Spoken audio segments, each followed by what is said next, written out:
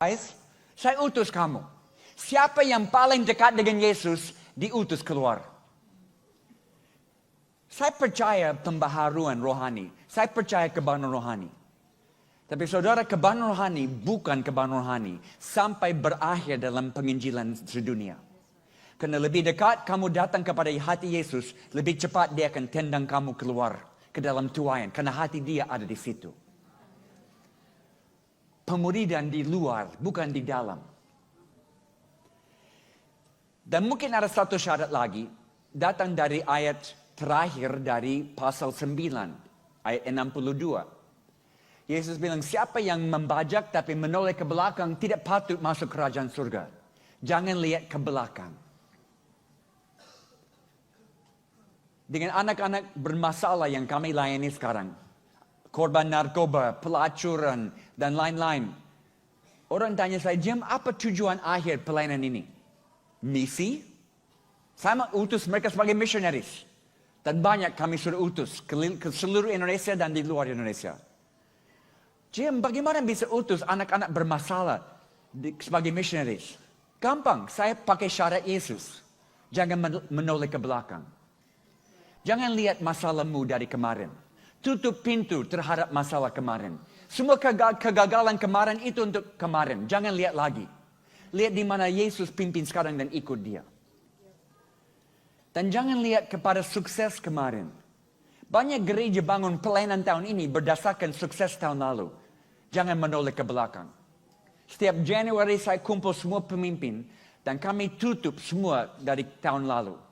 Sukses tahun lalu untuk tahun lalu. Tahun ini kami mulai bangkrut dengan Tuhan. Kosong dengan Tuhan. Dan kami tanya, apa pekerjaan Bapa kami di tanah Papua, di Indonesia tahun ini? Jangan menoleh ke belakang. Dan dia mengutus mereka keluar dua-dua ke tempat yang dia sudah siapkan. Mereka keluar dan dia bilang, minta pekerja-pekerja. Pekerja-pekerja dari mana? Bukan dari gereja asal, tapi dari lapangan tuayan. Mereka keluar dan Yesus bilang sambil jalan berdoa supaya pekerja-pekerja muncul. Orang-orang yang akan pimpin penuaian besar, kegerakan besar di Indonesia dan di Singapura, hari ini belum bertobat. Belum kenal Yesus. Mereka akan bertobat. Mereka akan percaya dan mereka akan jadi pemimpin yang hebat. Karena mereka akan lihat ladang tuayan beda dengan saudara dan saya. Karena mereka muncul dari situ. Seperti saya di New Delhi satu hari, ada tukang becak yang bawa saya. Dia buta huruf. Sudah rintis 120 sidang jemaat. Dia supervisor di atas New Delhi. Tidak bisa baca tulis. Tuhan pakai orang-orang dari lapangan dengan luar biasa sekarang. Doa penting. Tapi apa yang didoakan? Kita tahu di Indonesia ada gerakan doa. Saya ke banyak gereja dan saya tanya, apa gereja ini kuat doa? Dan saya lihat di sini kuat doa. Tapi saya tanya, apa yang didoakan? Oh Jim, kami berdoa untuk kebahagiaan rohani. Saya bilang, bertobatlah. Kita tidak harus minta kebahagiaan rohani. Kita sudah ada di dalam kebahagiaan rohani.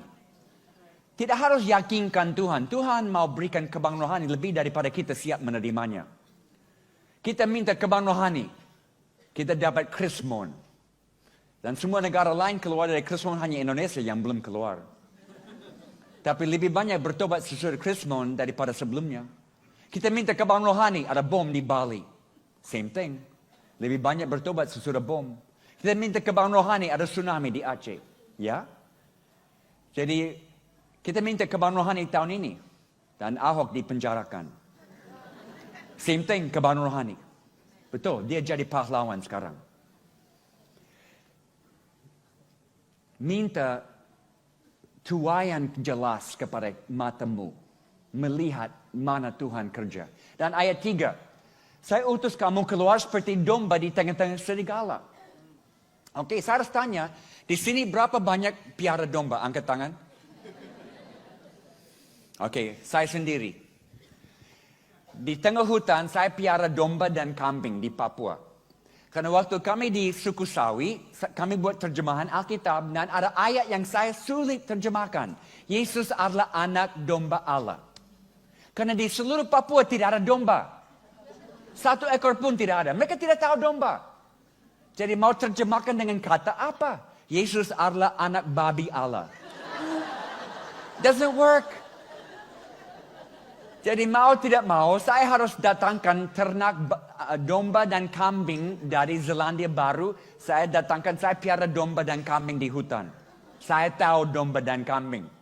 Kalau hujan turun, air naik, oh kambing pintar. Mereka cari tanah tinggi. Tapi domba, bodoh. Air turun, naik. Domba hanya tinggal di tempat. Air naik, tinggal di tempat. Tenggelam, mereka tidak pindah tempat. Bodoh.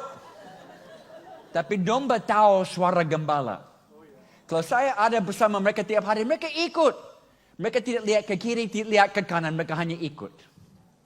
Itu artinya, bahaya itu normal, serigala itu normal.